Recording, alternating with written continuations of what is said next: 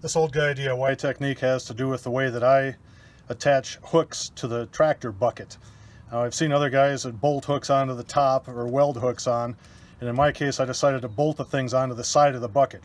So the components are a 5/16 hook, a couple of lengths of 3/8 inch chain, and then 6 galvanized flat washers.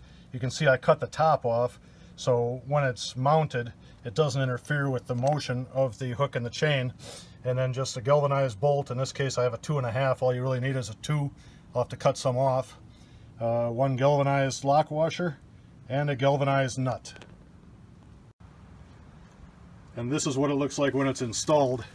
You can see how I cut that washer off, and I set it up, since the thing is not going to be going straight down, I angled it a little bit so this thing has motion to go with whatever load I want.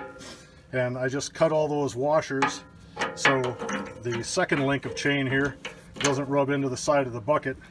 Then on the outside I just have a lock washer and a nut, and I'll cut that excessive bolt length off. So that's what it looks like with the bolt cut off.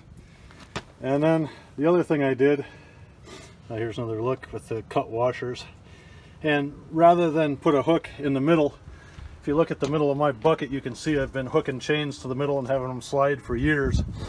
But rather than put a hook in the middle, if I want to tie something to the middle, I just put a chain across from one hook to the other, and now I have infinite adjustment. I can hook up anywhere I want in the middle or the side, but it just gives me lots of options.